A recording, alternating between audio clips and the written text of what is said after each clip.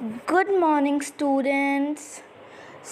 आज हम करने वाले हैं एक्सप्लेनेशन 2। ओके, तो मतलब मैंने जो लास्ट वीडियो डाली थी वो मेरी फर्स्ट वीडियो थी एक्चुअली, तो उसमें मैंने आपको एक्सप्लेनेशन नहीं करी थी। तो इस बार मैं जो एन एलियन हैंडबुक का चैप्टर 5 की एक्सप्लेनेशन भी करूँगी साथ में, और फिर उसके जो है क्वेश्चन आंसर्स न्यू वीडियो में डालूँगी, आज ही डाल दूँगी वो भी।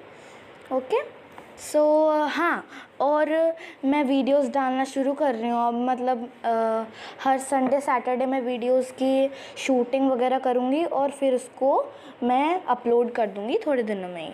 मतलब एक हफ्ते में 1 या 2 वीडियोस आने लग जाएंगी रेगुलरली। पर हाँ, उसके लिए मेरे को आपका साथ चाहिए, तो आप मेरे चैनल को सब्सक्राइब कीजिए, मेरी वीडियोस लाइक और शेयर भी कीजिए, तो उससे ही तो होगा जो कुछ होगा। तो अब चैप्टर्स की एक्सप्लेनेशन स्टार्ट करते हैं। तो ये चैप्टर है चैप्टर 5, गोलू ग्रोज अ नोज़। ये लिखा है यर्यार्ड किपलिंग ने, विच spelling is RUDYARD, यर्यार्ड KIPLING Kipling. Okay, तो अब इस चैप्टर की स्टार्ट करते हैं। चैप्टर है, इसकी स्टार्टिंग थोड़े मेन पॉइंट से दी गई है। There was a time when the elephant had no trunk. तो एक बार ऐसा टाइम था, मतलब जब हम लोग वगैरह नहीं थे, तो वो टाइम था कि जब एलिफेंट्स की नोज़ नहीं होती थी।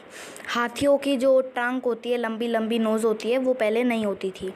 Okay, next point, Golu a baby elephant with a बगली nose is full of questions. तो एक छोटा बेबी था एलिफेंट्स का, हाथियों का छोटा बेबी था, वो उसकी नोज़ भी नॉर्मली जैसे पहले लोगों की थी, जैसे एलिफेंट्स की थी, आई मीन जैसे इस फोटो में दिखाई गई है यहाँ पर ये रही। तो गोलू की ऐसी नोज़ थी। He goes to the Limpopo river to find out more about the crocodiles eating habits. तो वो एक बार लिम्पोपो रिवर गया था, रिवर का नाम है लिम्पोपो रिवर। वो एक बार वहाँ गया था क्रोकोडाइल्स के बारे में जानने के लिए, और वो क्या खाते हैं वो जानने के लिए। तो चैप्टर शुरू होता है, long long ago the elephant had no trunk, he had only a बगली nose as big as a boot. तो बहुत सालों पहले, बहुत दिनों पहले, बहुत सालों पहले एलिफेंट्स जो थे उनकी लंबी लंबी नाक नहीं होती थी, उनकी छोटी सी गुट्टू सी नाक होती थी। वो बिल्कुल जूते जैसी इतनी मोटी सी होती थी। तो जैसे इस पिक्चर में दिखाया गया है यहाँ पर आगे, he could wiggle it from side to side but couldn't pick up things with it। तो वो उसको ऐसे ऐसे फड़फड़ाते रहते थे, ऐसे ऐसे करते थे, पर उससे वो चीज़ें नहीं उठा पाते थे जैसे लंबी नोज से उठाते हैं। There was a baby elephant called Golu. एक छोटा बेबी एलिफेंट भी था जिसका नाम गोलू था। He too had no trunk but only a बगली nose as small as a boot, as a small boot. तो उसकी भी लंबी नोज़ नहीं थी, लंबी नाक नहीं थी, छोटी सी नाक थी, एक छोटे जूते की तरह। Golu was full of questions. Golu पूरी तरीके से, जो हम बोलते हैं ना क्वेश्चन बॉक्स, पूरी तरीके से वो क्वेश्चन से भरा हुआ था। वो सबसे क्वेश्चन पूछता रहता था। He asked his tall aunt the ostrich, why doesn't you fly like other birds. वो अपनी उसकी लंबी आंटी थी, जिस ऑस्ट्रिच, वो उससे पूछता था कि आप और बर्ड्स की तरह उड़ते क्यों नहीं हो। Then he asked his tall uncle the giraffe, what makes your skin so spotty. He asked his huge uncle the hippopotamus, why are your eyes always so red. तो वो अपने लंबे अंकल से, जो कि जिराफ थे, क्योंकि जिराफ बहुत लंबे होते हैं, तो वो अपने लंबे अंकल से पूछता था कि आपकी स्किन पे ये स्पॉट किस लिए होते हैं, ये जो आपकी स्किन पे जो वो ये धब्बे होते हैं, ये क्यों होते हैं। और उसने अपने ह्यूज अंकल, मोटे से बड़े से अंकल से पूछा था, जिनका नाम हिप्पोपोटामस है, उनसे पूछा कि आपकी आँखें लाल क्यों होती हैं, आपकी आँखें लाल क्यों हैं। He asked his hairy uncle, the baboon, why do melons taste like melons? तो वो ऐसे अपने जो उसके बाल वाले अंकल थे बबून, वो उनसे पूछता था कि ये जो मेलन होते हैं ये मेलन क्यों होते हैं, मतलब वो मेलन की तरह टेस्ट क्यों करते हैं, स्वाद क्यों करते हैं वो मेलन की तरह। The ostrich, the giraffe, the hippopotamus and the baboon had no answers to Golu's question. ये जितने भी एनिमल्स से जो इसने क्वेश्चन पूछा था उनके पास किसी के पास भी आंसर नहीं था। ना ही तो ऑस्ट्रिच के पास, ना ही जिराफ के पास, ना ही हिपोपोटामस के पास और ना ही बबून के पास। Golu is a naughty baby, they said, he asked such difficult questions. तो वो कहते थे गोलू इतना नोटी है, इतना शैतान है, वो इतने मुश्किल मुश्किल जो प्रश्न पूछता है, क्वेश्चन पूछता है। One day, Golu met the Maina bird sitting in the middle of bush and he asked her, "What does the crocodile have for dinner?" The Maina said, "Go to the banks of the great grassy Limpopo river and find out." तो एक दिन वो मैना से मिला। मैना आपको पता होगा, मैना बर्ड होती है एक तरह की। वो बैठी हुई थी झाड़ियों के मिडल में, बीच में, और गोलू ने मैना से पूछा कि क्रोकोडाइल अपने डिनर में क्या खाते हैं, रात में जो खाना खाते हैं उसमें क्या खाते हैं क्रोकोडाइल। तो मैना ने कहा तुम लिम्पोपो रिवर चले जाओ, जो वो ग्रेट ग्रासी लिम्पोपो रिवर जहाँ बहुत घास है वो वाली रिवर चले जाओ, लिम्पोपो रिवर, और वहाँ से फाइंड आउट करो, ढूंढो वहाँ। गोलू वेंट होम, तो वो घर आ गया। He took 100 sugar canes, 50 dozen bananas and 25 melons. तो गोलू घर आया, उसने अपने घर से 100 जो गन्ने होते हैं 100 गन्ने लिए, 50 डज़न बनाना, 50 डज़न केले और 25 मेलन्स। तो फिर then he said to his family, goodbye, I am going to the great grassy Limpopo river, I will find out what the crocodile has for dinner. He had never seen a crocodile and didn't know what one looked like. तो उसने अपनी family members को बोला कि good bye, bye bye, मैं जा रहा हूँ लिम्पोपो रिवर फाइंड आउट करने कि क्रोकोडाइल अपने डिनर में क्या खाते हैं, क्योंकि उसने कभी क्रोकोडाइल देखा नहीं था, तो उसको ये भी नहीं पता था कि क्रोकोडाइल दिखने में होता कैसा है। He met a python and asked him, "Have you ever seen a crocodile? What does he look like? What does he have for dinner?" तो वो एक बार एक पाइथन सांप से मिला, उसने उससे पूछा कि तूने कभी क्रोकोडाइल देखा है, तूने कभी मगरमच्छ देखा है, वो डिनर में क्या खाता है रात के खाने में।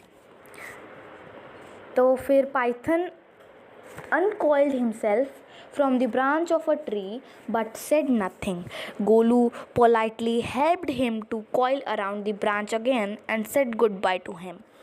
तो जो पाइथन था उसने, मतलब जैसे सांप अपने आप की घुरमोड़ी नहीं खा लेते, वो पेड़ के चारों तरफ अपनी बॉडी को लपेट लेते हैं, तो वैसे ही उसने लपेटा हुआ था, तो उसने अपने आप को वहाँ से हटाया, मतलब अपने आप को अनकॉइल्ड करा, और फिर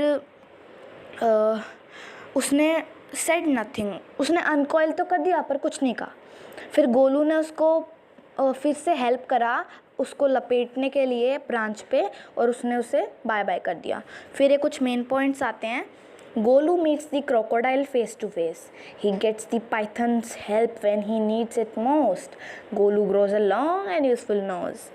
तो फिर गोलू ने जो मगरमच्छ था, उसने मगरमच्छ की मीटिंग हुई उसकी, उसने सिर्फ सामने सामने मगरमच्छ को देखा। उसने जब उसको ज़रूरत थी तो पाइथन सांप ने उसकी मदद करी और उसकी लंबी नोज़ हो गई। Okay, Golu moved on eating sugar canes, bananas and melons. तो गोलू चलता गया और अपने गन्ने, केले और वो मेलन्स खाता गया। After a few days, he reached the very edge of the great grassy Limpopo river. On the bank of the river, he saw a log of wood. तो जब वो काफ़ी दिनों के बाद वो पहुंचा वहाँ पर बैंक पे, रिवर के जो कोना होता है वहाँ पर पहुँचा वो, ग्रासी लिम्पोपो रिवर के पास। और वहाँ बैंक पे उसने देखा कि एक लकड़ी का जो फट्टा पड़ा हुआ है वहाँ बैंक पे, कोने पे रिवर की। It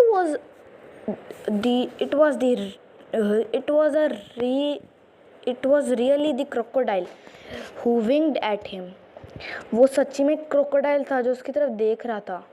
excuse me, said Golu, have you ever seen a crocodile? तो उसने क्रोकोडाइल से, मगरमच्छ से यही पूछा कि एक्सक्यूज मी सर, आपने कभी क्रोकोडाइल देखा है? तो उसने the crocodile winked again and lifted half his tail out of the mud. तो उसने उसकी तरफ फिर देखा और उसने अपनी जो लंबी सी पूँछ थी उसने वो पानी भर, मतलब मिट्टी से मिक्स हुए पानी में से निकाली थोड़ी सी। Come here little one, said the crocodile, why do you ask such questions? तो उस क्रोकोडाइल ने इतनी पोलाइटली उससे पूछा कि इधर आओ छोटे बच्चे, तुम ऐसे क्वेश्चन क्यों पूछते हो? I want to know. तो गोलू ने बोला, मुझे जानना है इन क्वेश्चन का आंसर, इन प्रश्नों का उत्तर मुझे जानना है। Come close little one, for I am the crocodile. तो उस क्रोकोडाइल ने बोला कि मेरे पास आओ बच्चे, मैं ही हूँ crocodile. And he shed crocodile tears to show it was a quite true.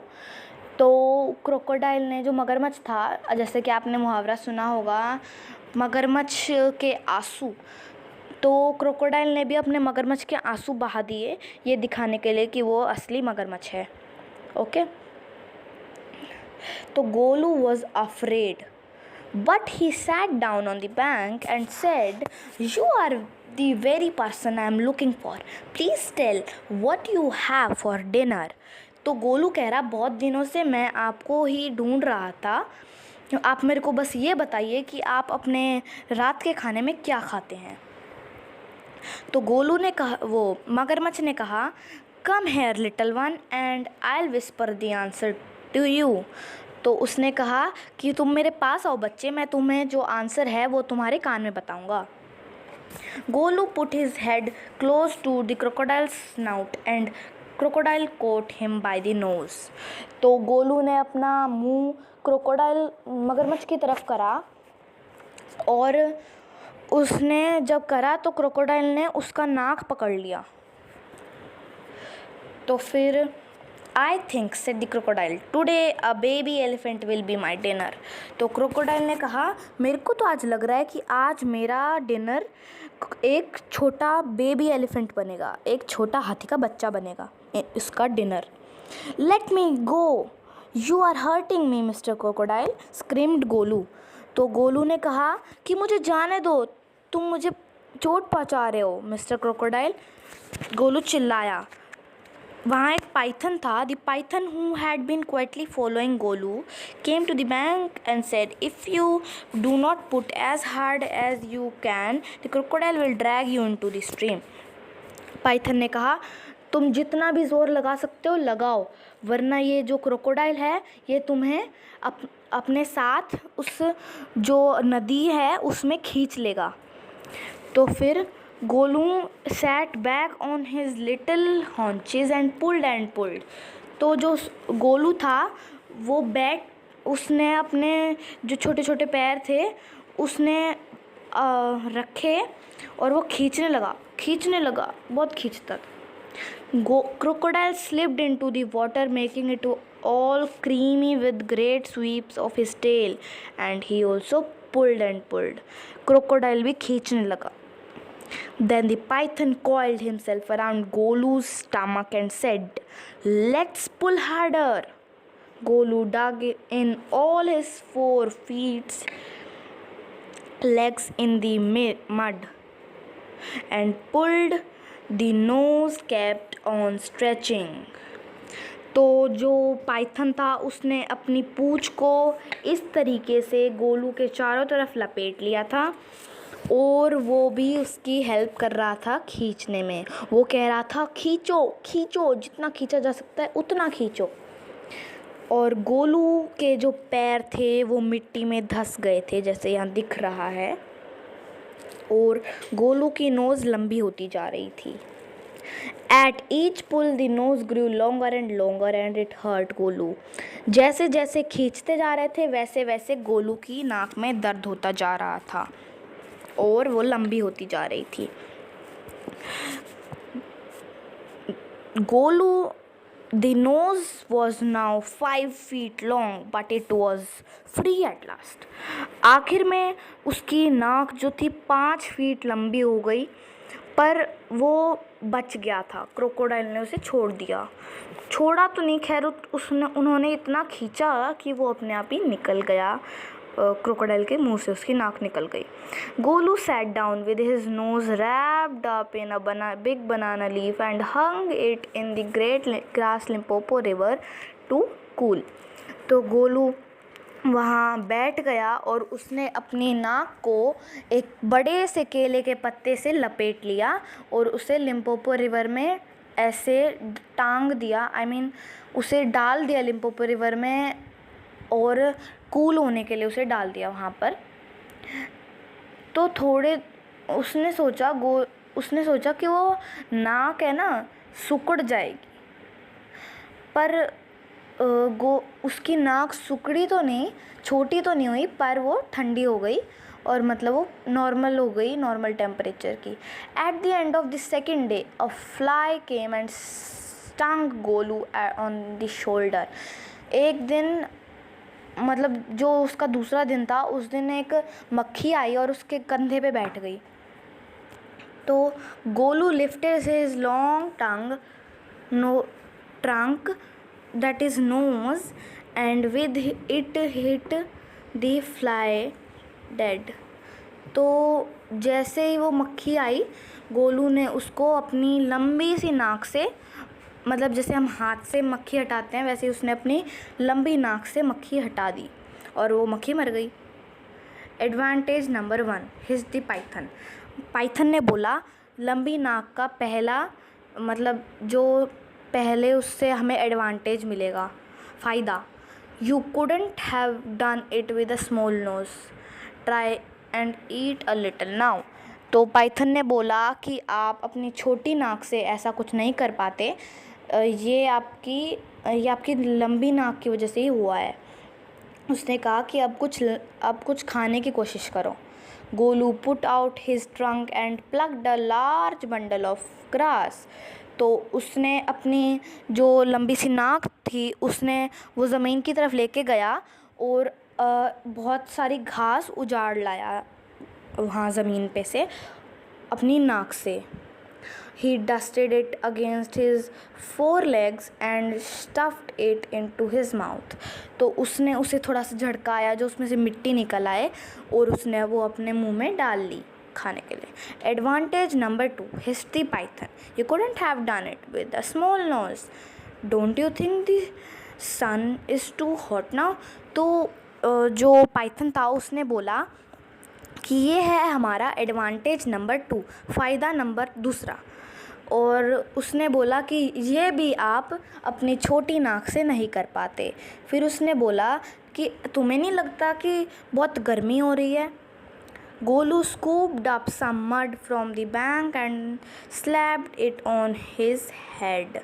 तो गोलू ने अपनी जो नाक थी उसमें अपना रिवर में से पानी भरा नाक में और अपने ऊपर डाल लिया, अपने सिर के ऊपर। Advantage number 3 his the python. You couldn't have done it with a small nose. Python ने बोला कि ये तुम्हारा फ़ायदा नंबर 3, ये भी तुम अपनी छोटी नाक से नहीं कर पाते। Thank you mister Python, said Golu gratefully. I'll remember all this and now I'll go back to my family। तो गोलू बोला धन्यवाद पाइथन, मैं आपका बहुत शुक्रिया अदा करना चाहता हूँ और अब मैं अपने घर जाना चाहता हूँ और मैं ये याद रखूँगा। उसने ऐसा बोला और वो अपने घर चला गया। तो ये बहुत इंटरेस्टिंग स्टोरी थी, बहुत ही इंटरेस्टिंग स्टोरी थी ये, और इसमें बहुत सस्पेंस बना रहा था कि अब आगे क्या होगा क्या नहीं होगा। और इसमें दिखाया जाता है कि हमारे कुछ होते हैं एनिमल्स या फिर हमारे जो दोस्त होते हैं, कुछ होते हैं जो हमारे साथ हेल्प करते हैं। अब जैसे पाइथन मिला था गोलू को बीच रास्ते में, अब पाइथन ने गोलू की हेल्प करी, और ऐसे ही हाथियों की अब हाथियों की लंबी नाक होती है। पहले हाथी की ऐसे छोटी नाक होती थी जैसे इस पिक्चर में दिखाई गई है। तो इसके क्वेश्चन आंसर्स मैं आपको अगली वीडियो में दूंगी, और वो वीडियो भी मैं आज डालूंगी। तो आई होप सो आपको एक्सप्लेनेशन समझ में आई हो, और अगर आपको कोई भी डाउट है इस चैप्टर पे तो आप मेरे को कमेंट्स में पूछ सकते हैं। और please like and share my video, और thank you, hope you like the explanation. Thanks for watching and bye bye. Video बहुत लंबी हो गई है ना, चलो बाय।